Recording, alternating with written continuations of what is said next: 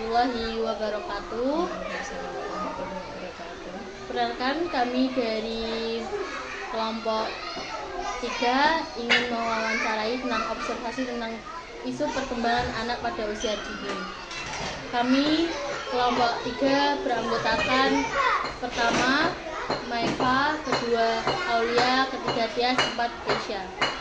Di sini kami akan mewawancarai tentang isu perkembangan anak pada anak usia dini di BA Aisyah. Baik, sebelumnya perkenalkan, saya Keisha Aulia Salma dari NIM 21. Saya dari mahasiswa Raden Mas Said Surakarta ingin mewawancarai salah satu guru BA Aisyah. Assalamualaikum warahmatullahi wabarakatuh. Perkenalkan, nama saya Binda Hamda, wali kelas A1 BA Aisyah 73. Perkenalan dari saya, monggo. Baik. Dilanjut. Saya ingin bertanya, pada anak usia dini memiliki berbagai karakteristik dan kebutuhan yang berbeda-beda yang membuat pengelolaan kelas menjadi tantangan tersendiri bagi guru. Nah, bagaimana perbedaan karakter anak usia dini dapat mempengaruhi kenyamanan kelas? Bisa dijelaskan? Untuk karakter anak usia dini memang berbeda-beda karena memang basicnya dari lingkungan berbeda-beda juga. Bisa dipengaruhi dari keluarga, lingkungan, mungkin tempat tinggalnya juga, mungkin juga pendidikan orang tua. Untuk mengetahui karakteristik anak usia dini, di awal pembelajaran kita bisa melakukan dengan pembiasaan dan pendekatan kepada anak, dengan pendekatan mungkin mulai bisa dengan komunikasi, bahasa tubuh, atau mungkin dengan komunikasi dengan orang tua. Untuk mengetahui karakteristik anak usia dini, pada awalnya kita mungkin itu membutuhkan beberapa waktu, mungkin minggu-minggu awal ada masa orientasi, ada masa pengenalan, mungkin dengan pengenalan awal-awal itu kita bisa mengetahui karakteristik peserta didik. Kita bisa mengikuti yang dinamakan dengan tes seperti sumatif, formatif itu ya, pengenalan untuk mengetahui karakteristik anak usia dini. Di kami juga setelah kita mengetahui karakteristik anak-anak yang sudah masuk, kita mungkin bisa melakukan apa yang sebaiknya dilakukan untuk mengatasi, oh ini anaknya seperti ini, mungkin langkah selanjutnya bisa dilakukan untuk pembelajaran selanjutnya. Iya, baik. Pertanyaan selanjutnya yaitu bagaimana strategi yang diterapkan guru untuk menciptakan lingkungan belajar yang inklusif di PAUD BA ini? Untuk menciptakan pembelajaran yang inklusif, kita mengadakan pembelajaran yang proaktif, tidak hanya berfokus pada guru, tapi berfokus pada anak juga. Pembelajaran yang menyenangkan, yang setiap kita pembelajarannya itu melibatkan semua anak, tidak hanya fokus pada guru, tetapi pada anak. Untuk setiap mulai kita ada menciptakan aturan permainan sebelum memulai setiap pembelajaran. Kita menciptakan aturan main itu kita diskusikan dengan anak, kesepakatan dengan anak bagaimana untuk pembelajaran selanjutnya. Jadi intinya tidak hanya fokus pada guru tapi fokus pada anak. Kita mengetahui, kita merangkul keberbedaan yang pada anak, diferensiasi pada anak, sehingga tidak memaksakan anak yang tidak sesuai dengan karakteristiknya gitu. Baik. Dalam hal membentuk karakter anak, bagaimana Bu Guru mengajarkan pentingnya adab dan akhlak dalam Islam?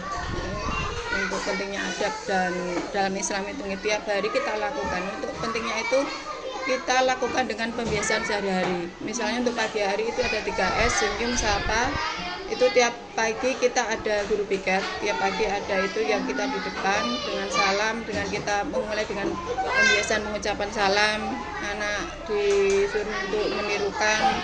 Terus itu nanti sampai masuk ada pembiasaan doa sebelum, ada pembiasaan ada masuk kelas, itu ada pembiasaan dengan bacaan surah-surah pendek. Nanti dilanjutkan ada dengan sholat duha dan pembiasaan juga untuk karakter baik dengan teman-temannya gitu. Berarti dilakukan setiap hari pagi. Setiap hari pembiasaan, nggak cuma pagi, setiap hari setiap saat ada pembiasaan. Baik. Selanjutnya, anak-anak kan sering sekali belajar mengelola emosi mereka. Nah, bagaimana ibu dapat membantu anak mengelola emosi mereka selama kegiatan pembelajaran? Dengan pengelolaan emosi, tiap anak mempunyai tingkat emosi yang berbeda-beda. Ada anak yang tipenya kalem, pendiam, ada yang dipendam, ada yang suka meliapkan emosi mungkin dengan teriakan-teriakan, mungkin ada dengan yang gerakan-gerakan yang lari sana sini, ada yang mukul temannya. Untuk pengelolaan itu kita harus mengetahui dulu di awal itu ada namanya pendekatan berdiferensi, kita mengetahui karakter dulu anak. Kalau sudah mengetahui karakter anak, oh ternyata anak ini tipenya gini, anak tipenya pendiam, tipenya harus begini kan. Oh ternyata si B ini karakternya kalau begini harus begini kan. Jadi intinya kita harus mengetahui dulu karakter anak. Kalau sudah kita mengetahui, nanti kalau mungkin ada emosi anak yang memuncak atau gimana, kita bisa mengetahui dari yang kita tadi sudah di awal tadi, kita segera mungkin bisa mengetahui cara penanganan pada anak yang itu tadi, yang emosi tadi. Untuk solusinya bagaimana? Untuk solusinya itu tadi, mungkin ada anak yang mungkin bertengkar, nggak ada yang rebutan, atau gimana, kita mulai dengan pendekatan dulu, didekati, mungkin ditanyakan dengan baik-baik kenapa gitu. Kalau nanti kita mungkin didamaikan, atau mungkin kalau ada yang menangis tiba-tiba ditanyakan dulu kenapa tadi menangis, ditenangkan dulu emosinya gitu. Apakah ada permasalahan-permasalahan tertentu dalam menangani perkembangan anak satu dengan yang lainnya? Untuk masalah penanganan itu tiap tahun pasti ada saja problemnya tiap tahun. Seperti yang saya alami mulai dari 2005 sampai sekarang, banyak sekali perbedaan yang mencolok. Sudah saya alami untuk yang akhir ini dua tahun terakhir ini. Yang tahun yang kemarin yang saya alami itu tentang anak yang space delay. Space delay itu kami alami malah satu ruangan itu hampir 5 anak space delay. Terus ngomongnya itu susah juga dipahami. Mungkin untuk kalau memahami itu tahu cara masnya itu tahu, tapi untuk ngomong, untuk cara komunikasi itu masih agak kesulitan. Terus ada juga anak yang susah ngontrol emosi juga. Terus kalau yang ini ada yang mungkin itu juga ada anak yang mungkin juga kurang perhatian kasih sayang dari orang tua. Terus di sini mungkin dengan peluapannya, dengan emosi minta perhatian sama bundanya. Berarti gitu. kurangnya pendekatan terhadap orang tua. Mungkin juga itu. Terus ada juga yang ada orang tua yang di rumah itu yang terlalu protektif juga.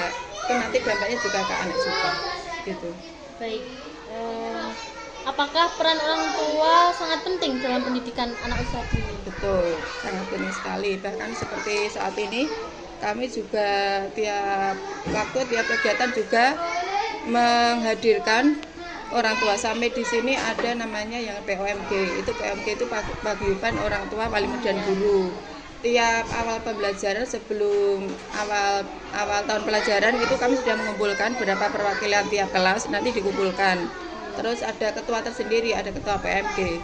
Jadi itu untuk memudahkan kami memantau atau mungkin perkembangan atau mungkin ada masukan, ada kritik atau gimana, nanti bisa lewat PMG. Bahkan kami ada kegiatan juga, ada pendampingan satu semester itu, ada pendampingan dari wali murid.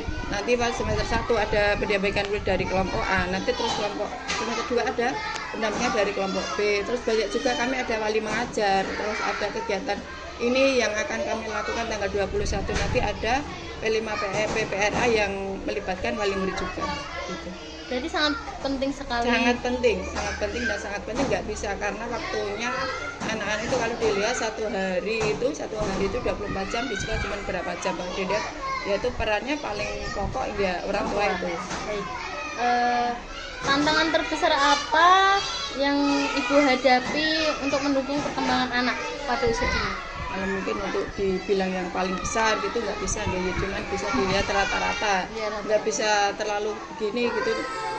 Itu juga nggak bisa tiap tahun gitu ya, ada yang bisa dilihat stabil, ada yang dilihat pernah juga yang tahun yang lalu ada anak yang begitu hiperaktif sekali sampai melibatkan ada wali itu yang banyak yang japri ke saya, oh anaknya ini loh Bu, nggak langsung ke orang tua yang bersangkutan, tapi sama bunda, bunda ini kok ini tiap hari itu ada aja jalan pelaporan, tapi alhamdulillah dengan komunikasi baik antara orang tua, terus ada paguyuban. Ini kan tiap kelas itu kan ada paguyuban tersendiri.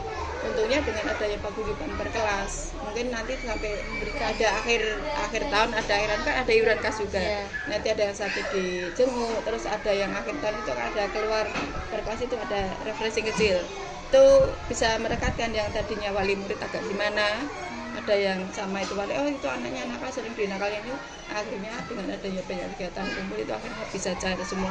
Terus anak-anaknya karena banyak kegiatan juga sering kumpul per kelas itu tadi, anaknya yang dulunya sering gimana ya sering agak gitu, akhirnya bisa itu juga nyair semuanya alhamdulillah sampai saling ya alhamdulillah, intinya komunikasi dan kerjasama dengan orang tua. Untuk pertanyaan terakhir, apa pesan bagi bu guru dan rekan-rekan guru mengenai pentingnya pengembangan diri dalam meningkatkan kualitas pengajaran dan mendukung perkembangan anak? Untuk pesan-pesannya yang pertama mungkin kerjasama